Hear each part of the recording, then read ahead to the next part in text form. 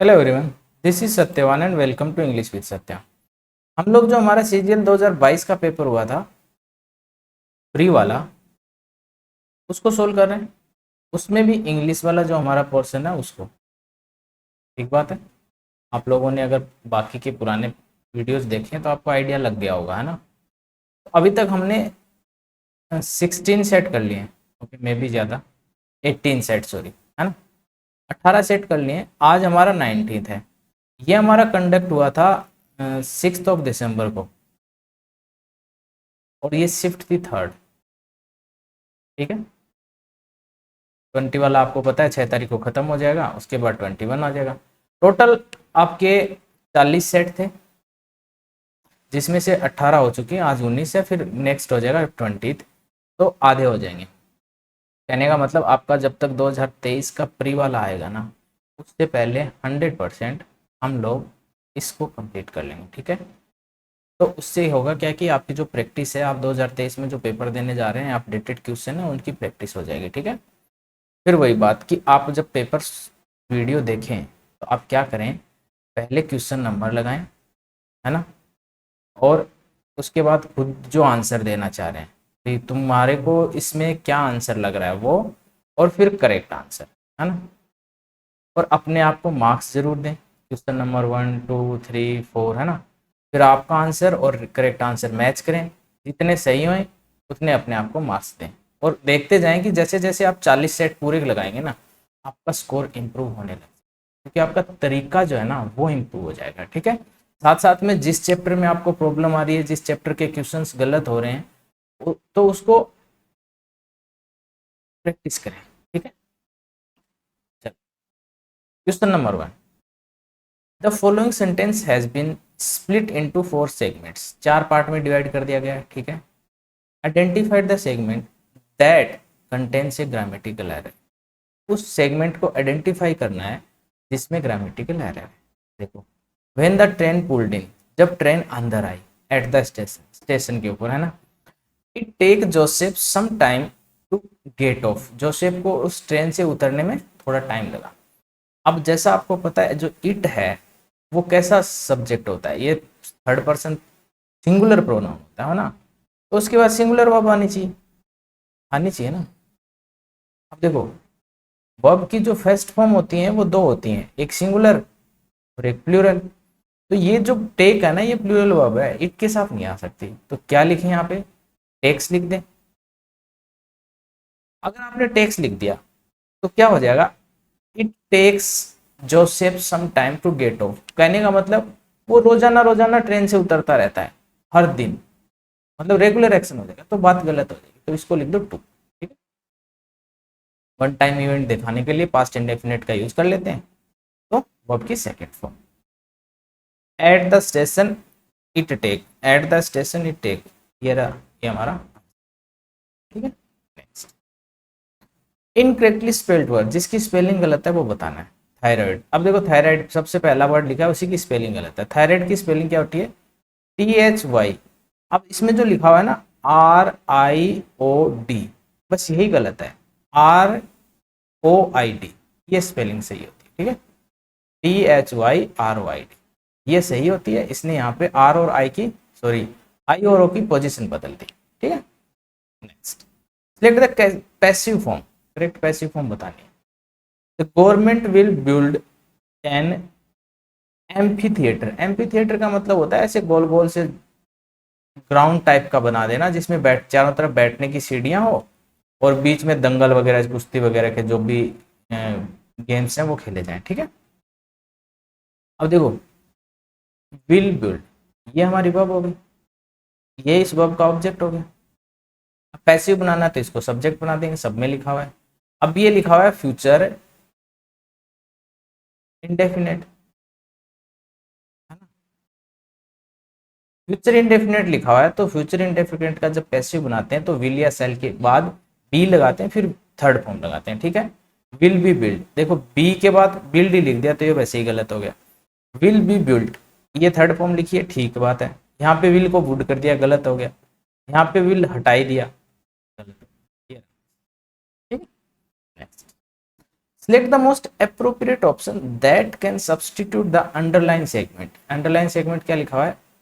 As if she is, as if she is. अब जैसे आपने ये देखा ना, मैंने ना एक चैप्टर पढ़ाया हुआ है मूड, और उसके बाद कंडीशनल भी। उनकी जो प्लेलिस्ट है मैं उसका लिंक जो है वो डिस्क्रिप्शन में दे दूंगा, आप वहां से जाके देख लेना, ठीक है। पर ध्यान से समझना, she acted as if she is one who was hurt. उसने ऐसा एक्ट किया, क्या रियलिटी थी? रियलिटी होती तो इसका मतलब ये बात लिखनी नहीं पड़ती कि उसने ऐसा एक्ट किया। मतलब ये कि उसने ऐसा एक्ट किया बट उसके साथ ये हुआ नहीं था, वो हर्ट हुई नहीं थी, वो ऐसी एक्टिंग कर रही थी। तो जब आपको इमेजिनरी सिचुएशन दिखानी होती है ना, तो वर्ब की सेकंड फॉर्म का यूज किया, ठीक है। इज की सेकंड फॉर्म क्या होगी? अब देखो यहाँ पे वॉज और वर दोनों ही होती है ना वर्ब की। मतलब बी की first form is am are was, is am are, और सेकंड फॉर्म वॉज वर। देखो एज इफ सी विल गलत हो गया, सी हैज गलत हो गया, सी वुड गलत हो गया, ये रहा, ठीक है। अगर समझ नहीं आया तो एक बार चैप्टर पढ़िए मूड वाला, तो आपको ये बात समझ। Select the most appropriate meaning of the given idiom. क्या लिखा हुआ? ए रोलिंग स्टोन गेदर्स नो मोश। मोश का मतलब क्या होता है? काई वगैरह, जो जिसपे मॉइस्चर आ जाए, नमी आ जाए, उसके बाद हरे हरे जो बन जाता है ना, उसको बोलते हैं, ठीक है। जो रोलिंग स्टोन है मतलब लुढ़कता हुआ पत्थर, कभी भी उसके ऊपर काई नहीं जमती, वो लुढ़कता रहता है, वो साफ होता रहता है, ठीक है।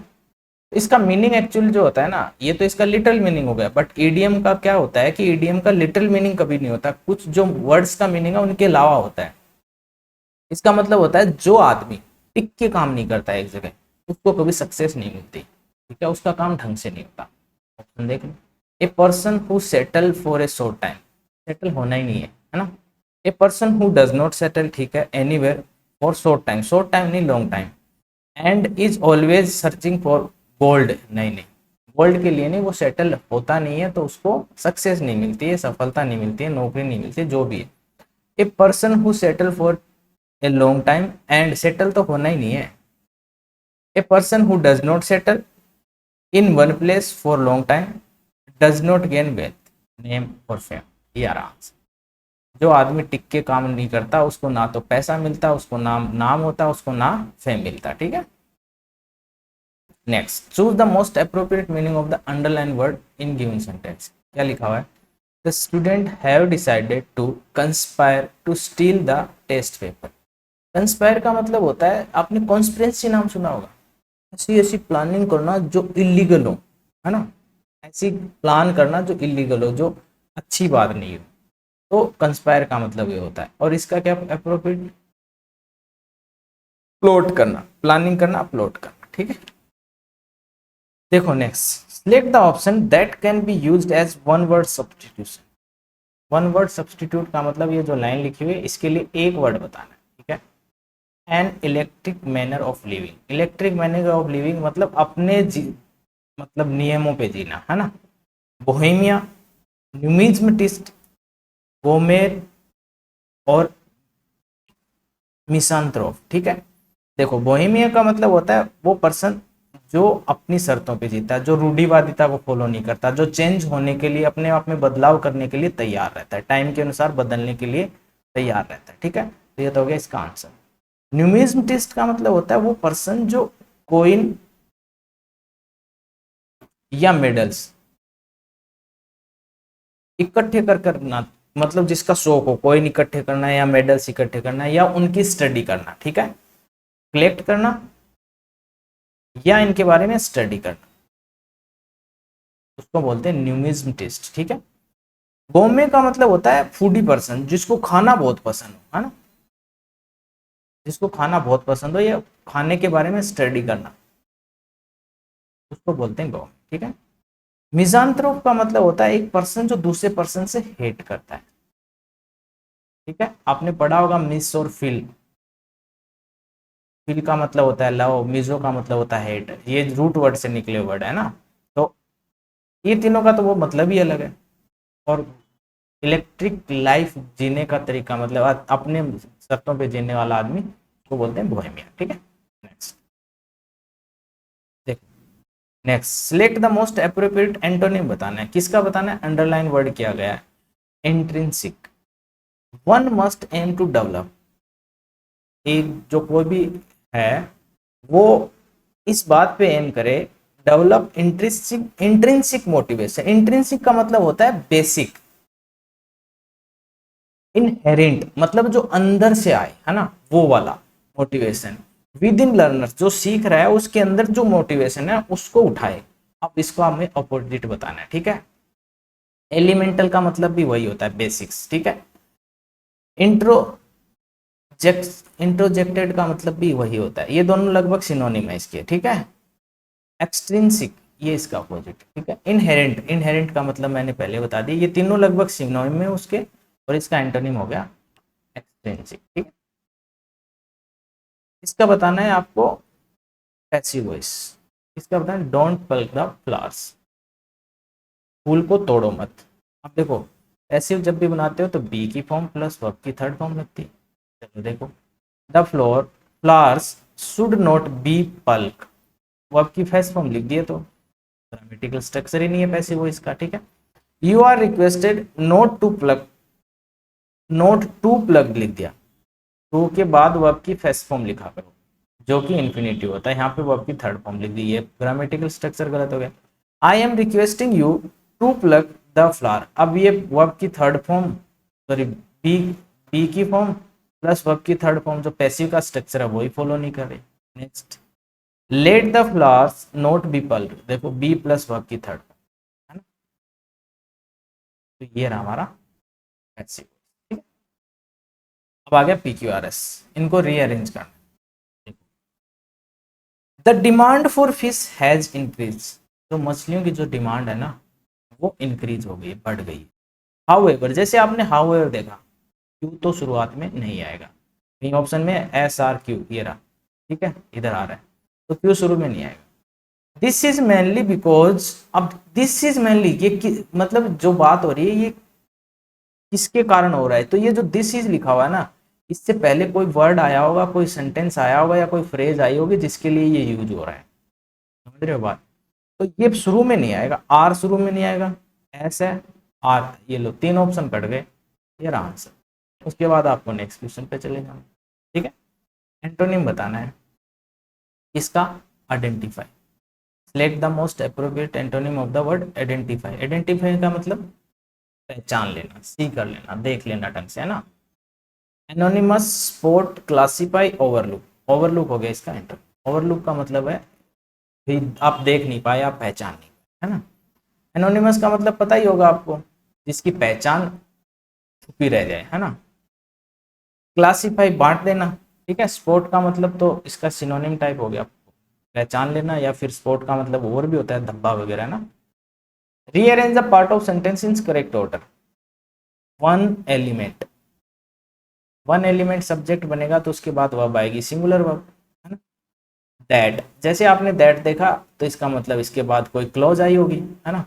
तो देखो, is timing in particular ensuring that is essential to navigating deep space, the time on board spacecraft is synchronised with the time on board on the ground.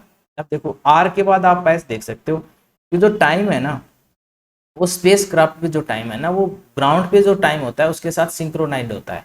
बाकी पता नहीं, बट आर के बाद एस आएगा, शुरुआत किससे होगी नहीं पता, बट आर के बाद एस, कॉम्बिनेशन देखो, आर के बाद एस नहीं है, आर के बाद एस ये तो लास्ट में लिख दिया, आर के बाद एस ये रहा, आर के बाद एस, मतलब दो जगह आर के बाद एस है, तो दो ऑप्शन तो पहले ही चले। अब देखो, आर से शुरुआत, आर से शुरुआत नहीं होगी, क्यों? क्योंकि यहाँ पे हमें वर्ब चाहिए, शुरुआत पी या क्यू से होगी, या तो पी से होगी या क्यू से होगी, इसमें आर से शुरुआत, तो ये भी गलत हो गया, सिर्फ ये रहा, बात खत्म, आगे बढ़ो। We came to dash as we were passing through, हम निकल रहे थे तो हम आ गए आपके पास, कैसे क्या करने आए, give a hand, say hello, slow in, take a look, हम आप लोगों को हेलो बोलने आ गए जैसे कि हम यहाँ से निकल रहे थे, ठीक है। इनकरेक्टली स्पेल्ड वर्ब बताना है। apparently he seemed to be an amateur person but I know that he is a disciplined and committed person। अब देखो, दिखने में तो अमेच्योर दिख रहा है। अमेच्योर का मतलब होता है जो पर्सन ऐसा लगे कि काम जो है ना, ये कोई भी काम कर रहा है वो मौज मस्ती के लिए कर रहा है, प्रोफेशनली नहीं कर रहा। भाई मान लो कोई नौकरी जा रहा है तो वो टाइम पास के लिए नौकरी जा रहा है, ना कि आजीविका कमाने के लिए, है ना। तो इसकी स्पेलिंग होती है AMATEUR होता है, TEU। ठीक है, ये आंसर। देखो नेक्स्ट, अब इसमें क्या बताना है, इसमें एंटोनिम बताना है। ठीक है, किसका बताना है? The money she offered him was insufficient to persuade him to sell. Persuade का मतलब होता है उसको इन्फ्लुएंस कर लेना, उसको इस बात के लिए किसी पर्सन को एग्री कर लेना, कुछ पैसे दे के या कुछ बात बता के, जिससे कि वो आपका काम करने को तैयार हो जाए, है ना। किसी को काम करने के लिए इंकरेज कर देना, उसको मना लेना। ठीक है, इसका अपोजिट बताना है तो डिस्करेज। ठीक है, select the sentence with the appropriate use of preposition. Preposition का सही यूज, अब ध्यान से देखना। 2022 जो भी आपने पेपर देखे ना, प्रेपोजिशन का क्वेश्चन हमेशा आया है। ठीक है, तो 2023 के जो भी एस्पिरेंट हैं वो ध्यान से समझ लें। आप प्रेपोजिशन चैप्टर को ढंग से पढ़ के जाएं, वॉइस नरेशन को ढंग से पढ़ के जाएं, है ना। वर्ब टेंस तो देखो बेसिक है ही हर चीज का, इसके बिना तो कुछ होना ही नहीं है। वर्ब है, टेंस है, इनसे भी क्वेश्चन आ रखे हैं, प्रेपोजिशन से भर भर के क्वेश्चन आ रखे हैं, तो इनको आप ढंग से जरूर पढ़ के जाएं। और एडवर्ब, एडवर्ब के भी बहुत क्वेश्चन है, डायरेक्ट ही पूछ लिया है कि एडवर्ब ऑफ फ्रीक्वेंसी कौन सी वाली है, मतलब ऐसे बेसिक बेसिक बातें पूछ रखी है। ठीक है, तो ये चैप्टर ढंग से पढ़ के जाएं। बाकी पढ़ना सब कुछ ही है, ग्रामर की बात करें तो ये वाली चीजें जरूर पढ़ के जाएं। ठीक है, children are fond to sweets. बच्चे जो होते हैं ना, ये कहना ये चाह रहा है कि फोन टू स्वीट्स, जो मिठाई होती है उसके आदि होते हैं, तो उसका जो वर्ड होता है फोन्ड ऑफ होता है ना, शौकीन होना। तो fond of with era, fond of, इतना आसान से। ठीक है, select the most appropriate option, fill in the blank. ये ब्लैंक भरने के लिए आपको एक ऑप्शन ढूंढना है। ठीक है, द ग्रेट डायरेक्टर सत्यजीत रे after receiving the honorary academic award. अब अकेडमिक अवार्ड मिलने के बाद फ्रॉम ऑड्री हेपबर्न, ये कोई ब्रिटिश की एक्ट्रेस का नाम है। ठीक है, इन हिज कोलकाता हाउस, उसके बाद क्या हुआ उसके साथ, उसके कोलकाता हाउस में देखो, ब्रीदेड इज लास्ट, मतलब वो लास्ट टाइम वहां ब्रीथ किया उसके बाद मर गया। ठीक है, आंसर तो यही लग रहा है। Nipped in the bud, kept the ball rolling, dug the grave. Dug the grave का मतलब खुद के लिए, मतलब गड्ढा खोद लेना, गिर जाना, मतलब खुद के लिए नुकसान कर लेना, है ना, खुद का ही बुरा कर लेना। कीप द बॉलिंग रोल का मतलब हो गया कि कोई काम किसी ने शुरू किया और आप उस काम को आगे बढ़ा रहे हो, है ना। तो ये रहा इसका answer. Fill in the blank by selecting the appropriate word from the given option. इनमें से एक ऑप्शन यहाँ बताना है। ठीक है, द जज डायरेक्टेड द एडवोकेट, एडवोकेट को डायरेक्ट किया, एडवोकेट जनरल को। ठीक है, एजीजी को डायरेक्ट किया, बोला गया जज के द्वारा, to dash an inquiry on the case, उस केस के ऊपर इंक्वायरी बिठाने के लिए। ठीक है, तो इंक्वायरी बिठाने का मतलब होता है to hold, to hold an inquiry. ठीक है, मेक नहीं, प्रोड्यूस नहीं, hold. Select the correct indirect form of given sentence. Indirect बताना है इसका। देखो, we had opened the lock, they told me, ये पास्ट में लिखा हुआ है, और यहाँ पे देखो पास्ट परफेक्ट लिखा हुआ, तो पास्ट परफेक्ट तो बदलेगा नहीं, तो रहना है ये पास्ट परफेक्ट। ठीक है, तो मैं जब तक मतलब अभी तक अपन ने 18 पेपर किए ना, 18, तो मैं उस पैटर्न के आपके आधार पे बता रहा हूँ कि इधर से गलती जनरली होती नहीं। यहाँ आपको जैसे आप ये वर्ब है ना, इसको देखो और इस वर्ब का चेंज देखो कि टेंस बदला है कि नहीं। मैं बस आपको तरीका बता रहा हूँ। अब देखो, वी हैड ओपनड लिखा हुआ है, past perfect.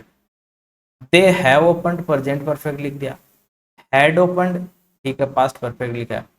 We had opened, देखो एक तो यहाँ पे गलती मिल गई। अब दे टोल्ड मी, अब सैड के बाद इस मी तो इसने खा लिया इसका ऑब्जेक्ट, तो ये भी गलत हो गया। They said to me, they told me, told का टोल्ड ही रखना था। ठीक है, और ये वैसे भी गलत हो गया, सेट टू भी वैसे गलत नहीं होता, तो ये तो पहले से ही गलत है। दे टोल्ड मी, दे सेज मी, यहाँ पे इसने टेंस ही बदल दिया, ये गलत। Select the option that can be used as one word substitution for given words. The property left to someone by a will. अपनी इच्छा से किसी के लिए प्रॉपर्टी छोड़ के, जैसे आपा के पापा जी, जैसे आपके दादाजी, मेरे दादाजी ने प्रॉपर्टी छोड़ी, मेरे पापा को मिली, आपके दादाजी ने छोड़ी, आपके पापा को, आपके पापा छोड़ेंगे वो आपको मिलेगी, उसको बोलते हैं लेगेसी। ठीक, तो ये हो गए आज के हमारे 20 क्वेश्चंस। मिलते हैं नेक्स्ट में, तब तक के लिए प्लीज जो भी आपने पढ़ा है, प्लीज प्लीज आपके पास जो भी छोटे बच्चे हैं, आपसे छोटे हैं या आपसे बड़े हैं, नॉलेज में आपसे कम है, उन आपने कुछ भी सीखा, एक बार उनको सिखाने की कोशिश किया कि भाई देखो नॉलेज बांटने से बढ़ती है, जो आपको आता है आप किसी और को सिखाएंगे, वो किसी और को सिखाएगा, इससे ना देश में बहुत अच्छा एनवायरनमेंट बनेगा, लोग जानकार बनेंगे, अवेयर बनेंगे, चीजें उनको आएंगी। एक जन तो सबको एजुकेट नहीं कर सकता, तो थोड़ा थोड़ा काम सब बांट लेंगे तो आसान रहेगी चीजें। तो जो भी आपने सीखा है अपने आस पड़ोस में छोटे बच्चों को, बड़े बच्चों को सिखाया करें। ठीक है, आज के लिए इतना ही, मिलते हैं नेक्स्ट वीडियो में, तब तक के लिए